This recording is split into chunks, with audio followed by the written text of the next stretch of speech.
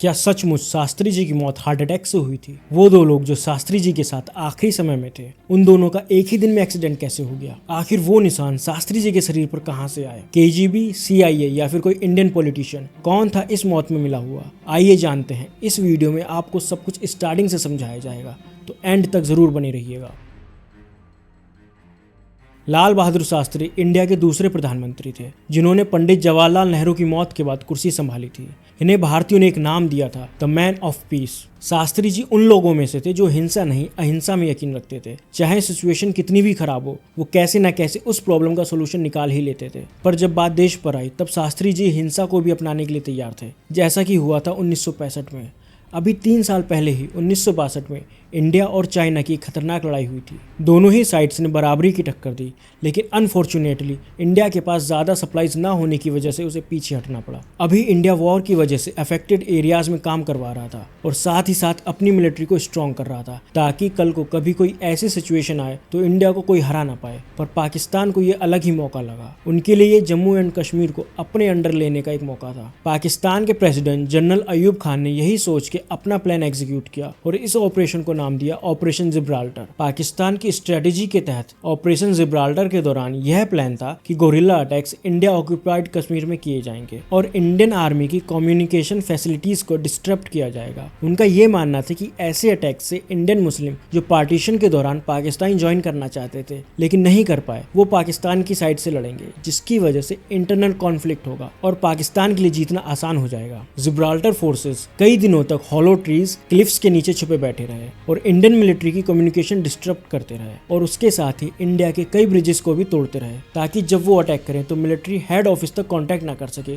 और extra military forces को ना बुलाया जा सके। ये अटैक काफी अनएक्सपेक्टेड था, जिसके लिए हमारी आर्मी अभी रेडी नहीं थी और एज अ रिजल्ट हमारे कई फौजी शहीद हुए। ये कंडीशन देखकर आर्मी के बड़े ऑफिसर्स पीएम हाउस पहुंचे और अपनी आंखों देखा सब बता दिया। जैसे ही शास्त्री जी को सारी इन्फॉर्मेशन मिली, उन्होंने गुस्से में आके ऑफिसर्स को कह दिया कि अगर वो हमसे हमारा जम्मू एंड कश्मीर लेने की कोशिश करेंगे तो हम उनसे उनका पूरा पाकिस्तान ले लेंगे। ऑफिसर्स ने एक दूसरे की तरफ देखा और सोचा कि क्या शास्त्री जी ये सिर्फ गुस्से में कह रहे हैं या वो सच में यही चाहते हैं, क्योंकि उन्हें पता था अगर उन्होंने ऐसा किया तो एक बहुत बड़ा युद्ध बन जाएगा। पर शास्त्री जी ने भी उन्हें भरोसा दिया और कहा लड़ाई उन्होंने शुरू की है तो हम पीछे क्यों हटे। शास्त्री जी की देशभक्ति देख ऑफिसर्स ने भी हामी भरी और प्लान बनाना शुरू किया। इंडिया ने इमीडिएट मिलिट्री एक्शन लिया और पाकिस्तान के इन्फ्लेटर्स को काउंटर करने के लिए आर्मी को डिप्लॉय किया। इंडिया ने डिफेंसिव पोजीशन के साथ साथ ऑफेंसिव स्ट्रेटजीज को भी अडॉप्ट किया, जैसे कि पाकिस्तानी पोजीशंस को टारगेट करना और स्ट्रेटेजिक लोकेशंस को कैप्चर करना। और इसी प्लानिंग के चलते इंडियन आर्मी ने जल्द ही लाहौर, सियालकोट, कारगिल और हाजिर पीर पास में अटैक शुरू किया। इन काउंटर अटैक्स के दौरान इंडिया ने मुजफ्फराबाद, जो कि पीओके में था, उसके हाई ग्राउंड्स पर कब्जा भी कर लिया। ये हालात देखकर पाकिस्तान सोच में पड़ गया कि अगर वो जम्मू एंड कश्मीर में अटैक कंटिन्यू रखते हैं तो वो लाहौर को खो देंगे। अगर वो लाहौर में अपनी आर्मी को बुलाते हैं तो इंडियन फोर्स पीओके को कैप्चर कर लेगी। अब ये वॉर इतनी बड़ी होने लगी थी कि दूसरी कंट्रीज को भी इस मैटर में इंटरफेयर करना पड़ा और पहला कॉल आया अमेरिका का, जहां उन्होंने शास्त्री जी को कहा कि पाकिस्तान के फोर्सेस के साथ आप जो कर रहे हैं वो गलत है, इस वॉर को अभी रोकिए। तो इसके बदले में शास्त्री जी ने अमेरिका को समझाया कि ये वॉर उन्होंने शुरू किया है, अगर हम ऐसे पीछे चले जाएंगे तो कल को पाकिस्तान हमें कमजोर समझेगा और फिर से वार करेगा। पर अमेरिका सुनने को तैयार नहीं था। उन्होंने कहा अगर तुम इस लड़ाई को नहीं रोकते तो हम आपका गेहूं का सप्लाई बंद कर देंगे। आज के समय में भले ही इंडिया गेहूं और चावल के सप्लाई में दूसरे नंबर पर आता है, पर उस समय गेहूं के लिए इंडिया अमेरिका पर निर्भर करता था। अमेरिका को लगा कि ऐसी धमकी से शास्त्री जी डर जाएंगे और लड़ाई रोक देंगे, पर ऐसा कुछ नहीं हुआ। उल्टा शास्त्री जी ने भी बोल दिया अगर आपको सप्लाई रोकना है तो रोकिए, पर हम ये जंग नहीं रोकने वाले। अब शास्त्री जी सोच में पड़ गए थे कि गेहूं को लेकर क्या करें। उन्होंने अपने ऑफिशियल्स को बुलाया और कहा कि आप सभी कंट्रीज से बात करिए और देखिए कि कौन हमें गेहूं देने के लिए रेडी है, और साथ ही अभी जितना भी गेहूं स्टॉक में आया है उसे स्ट्रेटेजिकली बांटा जाए। ऑफिशियल्स से बात करने के बाद उन्होंने एक लाइव ब्रॉडकास्ट किया और सारे इंडियंस को कहा कि हर आम नागरिक के पास आज देश के लिए लड़ने का एक मौका है। अगर हफ्ते में एक दिन वो उनके साथ व्रत करेंगे तो वो एक तरीके से हमारे देश की भलाई के लिए लड़ेंगे। सारे इंडियंस ने जब अपने पीएम की ये बात सुनी तो उनके दिल में एक यूनिटी जागी और सबने हफ्ते में एक बार व्रत करना शुरू किया, जिसको आगे चलकर नाम दिया गया शास्त्री व्रत। अब इंडिया के सामने कोई और चैलेंज नहीं था। पाकिस्तान पर उनका प्लान अच्छा काम कर रहा था।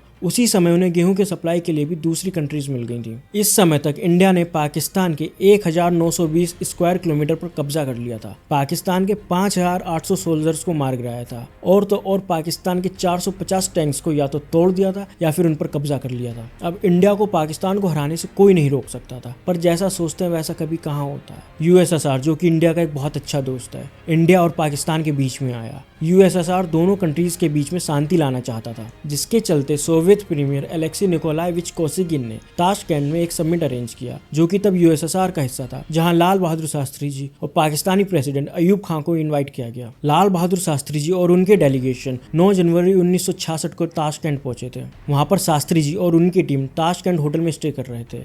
यह होटल उनकी ऑफिशियल अकोमोडेशन था। यहीं समिट के डिस्कशंस और मीटिंग्स भी अरेंज की गई थी। शास्त्री जी को उनका खुद का कमरा दिया गया था और उसी के पास उनके गार्ड्स और बाकी ऑफिशियल्स का कमरा था। 10 जनवरी को समिट के इनिशियल डिस्कशन शुरू हुए। ताशकेंट एग्रीमेंट के की पॉइंट्स को फाइनलाइज किया गया, जो कि बॉर्डर टेंशंस को कम करने और म्यूचुअल विड्रॉल ऑफ ट्रूप्स पर फोकस कर रहा था। शास्त्री जी और पाकिस्तानी प्रेसिडेंट अयूब खान के बीच इंटेंसिव नेगोशिएशंस हुई। दोनों साइड्स चाहती थी कि पहले अपोजिट कंट्री विड्रॉ करे तभी वो करेंगे, पर यूएसएसआर चाहता था कि इंडिया को वाइजली काम करना चाहिए और पाकिस्तान की इस मांग को मानकर पहले विड्रॉ कर लेना चाहिए। पर शास्त्री जी ने भी साफ कह दिया था, या तो दोनों साथ में पीछे हटेंगे या फिर लड़ाई कंटिन्यू रहेगी। काफी देर नेगोशिएशन करने के बाद शाम के समय में एक एग्रीमेंट साइन होता है, जिसे ताशकेंट एग्रीमेंट या ताशकेंट डिक्लेरेशन कहा गया। ताशकेंट एग्रीमेंट्स के कुछ की पॉइंट्स ऐसे थे कि दोनों देशों को एक दूसरे के खिलाफ मिलिट्री एक्शन को बंद करना होगा। दोनों साइड्स को अपनी अपनी टेरिटरीज को वापस करना होगा, मतलब जो एरियाज वॉर के दौरान कैप्चर किए गए थे उनको वापस किया जाएगा। एग्रीमेंट ने दोनों देशों के बीच डिप्लोमेटिक रिलेशंस को नॉर्मलाइज करने और फ्यूचर कॉन्फ्लिक्ट्स को प्रिवेंट करने के लिए स्टेप्स लेने की बात की। दोनों कंट्रीज ने म्यूचुअल रिस्पेक्ट और कोऑपरेशन के साथ डिस्प्यूट्स को पीसफुली रिजॉल्व करने की कमिटमेंट भी की। शास्त्री जी ने इंडिया की तरफ से यह एग्रीमेंट साइन किया और इस लड़ाई का अंत किया। सारी बातचीत करने के बाद शास्त्री जी वापस अपने होटल जाते हैं। होटल पहुंचते पहुंचते उन्हें लगभग 10 बज जाते हैं। इतनी देर बहस करने के बाद शास्त्री जी काफी थक गए थे, तो वो अपने गार्ड को कहते हैं कि मेरे लिए कुछ खाने को लेके आओ, फिर मैं थोड़ी देर आराम करूंगा, आज काफी थक गया हूँ। जब तक उनका गार्ड उनके लिए खाना लाता है, तब तक वो अपने कमरे में बैठ के अपने रिश्तेदारों को फोन मिलाते हैं और उनसे इस एग्रीमेंट के रिलेटेड बातचीत करते हैं। वो जैसे ही फोन रखते हैं, वैसे ही उनका गार्ड उनका खाना लेकर उनके पास आता है। खाने में सब्जी, रोटी और दूध शास्त्री जी को दिया जाता है। खाना खाने के बाद शास्त्री जी बेड पर लेटकर सो जाते हैं, पर रात के लगभग 1-2 बजे के आसपास शास्त्री जी को घबराहट महसूस होती है। सीने में एक दर्द शुरू होता है और ऐसा दर्द होता है कि शास्त्री जी को समझ नहीं आता कि ये हो क्या रहा है। शास्त्री जी जोर से दर्द में चीखते हैं और उनकी आवाज सुन के पास वाले कमरे में मौजूद गार्ड्स उनके पास दौड़े आते हैं। शास्त्री जी को अपना सीना पकड़े देख 2 गार्ड्स उनके पास उन्हें सहारा देने के लिए पहुंचते हैं और तीसरा गार्ड डॉक्टर को बुलाने के लिए निकलता है। मौजूदा गार्ड्स शास्त्री जी को पानी देने की कोशिश करते हैं, पर उनका दर्द इतना था कि वो पानी भी नहीं पी पा रहे थे। गार्ड्स उन्हें बेड पर लिटाते हैं, इस उम्मीद के साथ कि शायद उन्हें राहत मिले, पर शास्त्री जी एकदम से उठकर बैठ जाते हैं। उनका चेहरा नीला पड़ने लगता है, सांसें भारी होने लगती हैं। तभी तीसरा गार्ड डॉक्टर के साथ आता है और डॉक्टर जैसे ही शास्त्री जी का चेकअप करता है, तो वो वहां मौजूद गार्ड्स को बताता है कि शास्त्री जी को 3rd डिग्री हार्ट अटैक आया है। डॉक्टर बिना देर किए शास्त्री जी को एक इंजेक्शन लगाता है और उनकी बॉडी पर प्रेशर डाल के उनकी ब्रीदिंग को नॉर्मल करने की कोशिश करता है, लेकिन अनफॉर्चुनेटली काफी देर हो जाती है और शास्त्री जी नहीं बचते। और जब ये न्यूज बाहर आती है तो रशियंस भी अपने कुछ डॉक्टर शास्त्री जी की बॉडी के पास भेजते हैं उनकी बॉडी चेक करने के लिए, क्योंकि अगर किसी देश में किसी और देश के लीडर के साथ कुछ हो जाता है तो उस देश पे काफी आरोप लगते हैं। इन आरोपों के डर से रशियंस ने अपने बेस्ट डॉक्टर्स को भेजा, लेकिन इसका कोई फायदा नहीं हुआ, क्योंकि शास्त्री जी तब तक हम सबको छोड़कर जा चुके थे। अगली सुबह शास्त्री जी की बॉडी इंडिया वापस भेजी गई। उनकी फैमिली को पहले ही इन्फॉर्म कर दिया गया था। उनकी बॉडी को लेने उनकी फैमिली आई थी और बॉडी को अपने घर लेके गई थी। जब शास्त्री जी की बॉडी घर पहुंचती है तो एक बहुत अजीब चीज उनके परिवार वालों ने नोटिस की। शास्त्री जी की बॉडी पर ब्लड लगा हुआ था, उनकी बॉडी नीली पड़ गई थी, उनकी बॉडी पर कई कट्स के निशान थे और उनकी बॉडी बैलून की तरह फूली हुई थी। ये सब देखने के बाद वहाँ पर मौजूद सारे लोग कहते हैं कि यह हार्ट अटैक नहीं है, बल्कि इन्हें जहर दिया गया है और इनकी बॉडी का पोस्टमार्टम होना चाहिए। पर इतने लोगों के शक के बावजूद शास्त्री जी की बॉडी का अंतिम संस्कार बिना पोस्टमार्टम के ही कर दिया जाता है। जब ये बात इंदिरा गांधी तक पहुंचती है तो उन्होंने कहा कि हमारे और रशियंस दोनों साइड के डॉक्टर्स चेक कर चुके हैं, तो इन्वेस्टिगेशन की कोई जरूरत नहीं है। पर लोग सच जानना चाहते थे, बेशक सालों बाद क्यों नहीं, इसलिए 10 साल बाद एक इन्वेस्टिगेशन शुरू की गई, जिसमें उनके एक बॉडीगार्ड और मेन डॉक्टर को बुलाया गया। पर जब दोनों ही लोग पुलिस ऑफिसर्स के पास जा रहे थे तो दोनों की एक एक्सीडेंट में मौत हो गई। अब आपको लगेगा कि एक्सीडेंट तो किसी का भी हो सकता है, पर इंटरेस्टिंग बात यह है कि दोनों एक नहीं बल्कि अलग अलग गाड़ियों में आ रहे थे।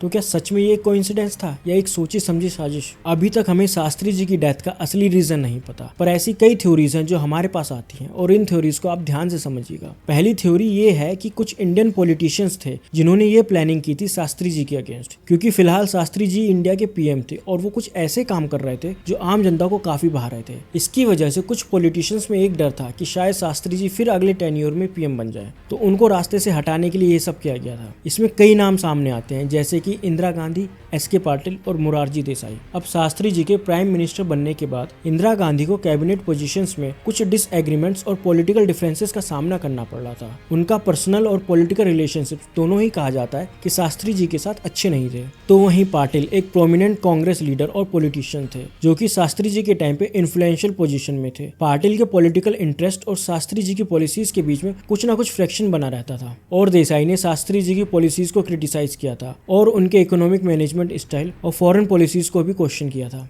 देसाई का लीडरशिप स्टाइल और पॉलिटिकल स्टैंस भी शास्त्री जी के टेन्योर पर काफी इंपैक्ट डाल रहा था। और वहीं दूसरी ओर लाल बहादुर शास्त्री जी की मौत के बाद कुछ लोगों ने CIA सेंट्रल इंटेलिजेंस एजेंसी के इन्वॉल्वमेंट का भी स्पेकुलेशन किया। ये थ्योरीज तब से चल रही हैं जब से शास्त्री जी की डेथ को लेकर अनएक्सप्लेन्ड और मिस्टीरियस एस्पेक्ट सामने आए हैं। 1960 के दौरान कोल्ड वॉर का पीरियड था और इंटरनेशनल पॉलिटिक्स में इंटेंस राइवलरीज चल रही थी। यूएस और सोवियत यूनियन के बीच टेंशन के बावजूद ताशकेंट एग्रीमेंट एक सिग्निफिकेंट डिप्लोमेटिक ब्रेक थ्रू था और कहीं ना कहीं यूएसए भारत और यूएसएसआर की दोस्ती से भी खुश नहीं था। CIA का रोल ये हो सकता है कि वो नहीं चाहती थी कि शास्त्री जी जैसे लीडर सक्सेसफुली डिप्लोमेटिक डील्स करें जो यूएस के स्ट्रेटेजिक इंटरेस्ट के खिलाफ होता, क्योंकि इससे पहले यूएस ये युद्ध रुकवाने में नाकाम हो चुका था। ये भी स्पेकुलेशन है कि शास्त्री जी की डेथ से कोल्ड वॉर डायनेमिक्स को इन्फ्लुएंस किया गया और इसी के साथ ये भी माना जाता है कि उस टाइम पर शास्त्री जी इंडिया को एक न्यूक्लियर कंट्री बनाना चाहते थे, जो कि एक बहुत बड़ा स्टेप था और ये स्टेप कहीं ना कहीं यूएसए जैसी कंट्रीज को चुप रहा था। पर शास्त्री जी की डेथ के बाद इंडिया को न्यूक्लियर कंट्री बनने में कई डिकेड्स लग गए,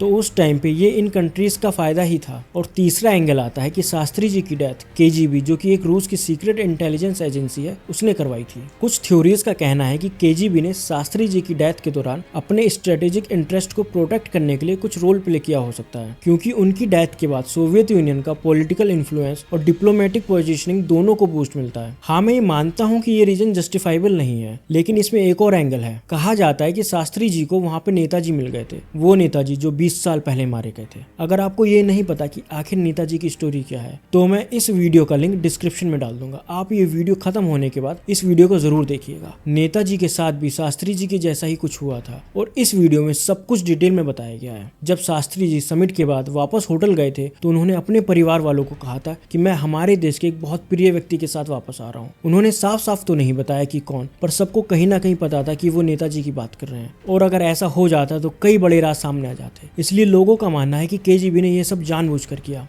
मैंने आपको जितने भी स्पेकुलेशंस बताए, इन सबको सपोर्ट करने के लिए कोई ठोस सबूत नहीं है, इसलिए ये थ्योरीज मोस्टली कॉन्स्पिरेसी थ्योरीज की कैटेगरी में आती हैं। पर कुछ तो ऐसा हुआ था जो दुनिया के सामने नहीं आया, कुछ तो छुपाया गया था। आज बेशक शास्त्री जी जा चुके हैं, पर आज भी उन्हें हर कोई याद करता है। मुझे आप जरूर बताइएगा कि आपकी क्या सोच है इस केस को लेकर, और अगर आपको कुछ और लगता है इस केस से अलग तो भी हमें कमेंट सेक्शन में जरूर बताइएगा। और हमसे जुड़ने के लिए हमारे चैनल को सब्सक्राइब करें, ये आपके लिए फ्री है, पर इससे हमें काफी मोटिवेशन मिलेगा। जय हिंद, जय भारत।